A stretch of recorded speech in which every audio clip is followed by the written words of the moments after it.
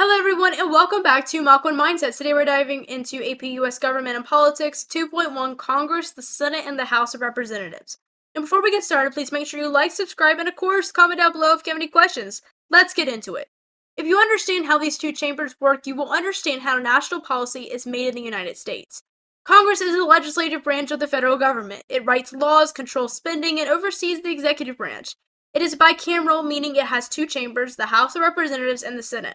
This structure reflects the principle of republicanism, ensuring representation for both the people and the states. Let's start with the chamber closest to the people. The House of Representatives was designed to reflect public opinion.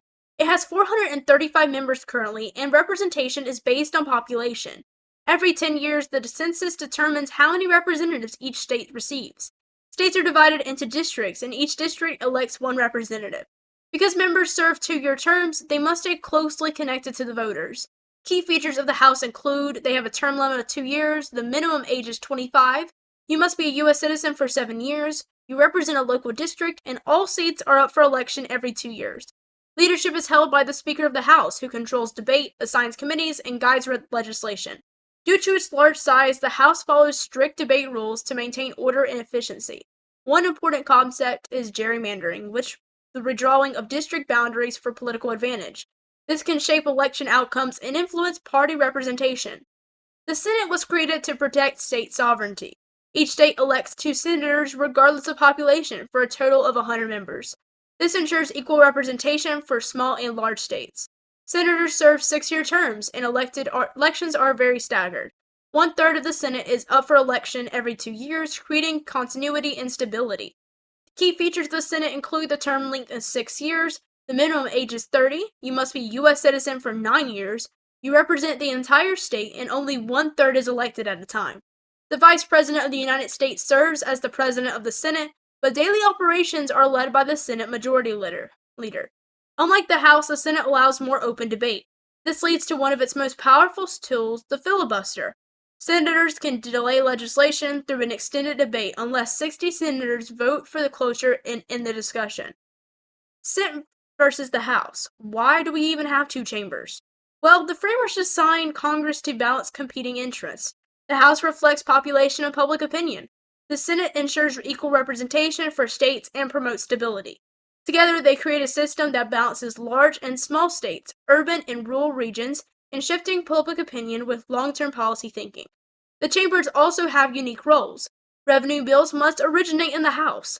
The Senate provides advice and consent, meaning it confirms presidential appointments and ratifies treaties. Enumerated powers, what Congress is explicitly allowed to do. Article 1 of the Constitution lists Congress's enumerated powers. These include taxing and spending, borrowing money, regulating interstate and foreign commerce, declaring war and funding the military, establishing federal courts, coining money, and setting rules for citizenship. These powers give Congress authority over the nation's finances, economy, defense, and legal structure. Implied powers and the Elastic Clause. The Constitution also allows Congress to exercise implied powers through the Necessary and Proper Clause. This clause permits Congress to pass laws needed to carry out its enumerated powers. Because of this flexibility, Congress can adapt to modern challenges. Implied powers have allowed Congress to create a national bank, regulate air travel and the internet, establish agencies like NASA and the IRS, and pass civil rights and environmental laws. The key case that confirmed implied powers was McCulloch v. Maryland. Under Chief Justice John Marshall, the court ruled that Congress could establish a national bank and the states could not tax federal institutions. This decision strengthened federal authority and confirmed the legitimacy of implied powers. Congress checks the executive branch. Congress does more than just pass laws and ensures the laws are properly enforced. Oversight tools include hearings and investigations, subpoenas for testimony and documents, budget controls, questioning cabinet officials, and agency leaders. This oversight ensures accountability and prevents the abuse of power. Congress also plays a central role in shaping national policy through appropriations, authorization bills, and reconciliation. A key example is the Omnibus Budget Reconciliation Act of 1985. Facing a growing deficit, Congress cut spending, modified taxes, and limited entitlement growth. The reconciliation process allows the Senate to pass the bill with a simple majority, avoiding a filibuster. This showed how Congress could use procedural tools to address economic challenges and pass complex legislation. But why does this even matter? Well, Congress is built to balance representation, stability, and accountability.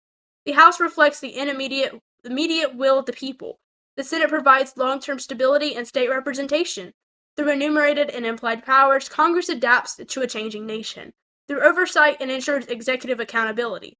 Through lawmaking, it shapes the future of this country. Understanding Congress means understanding how American democracy actually works.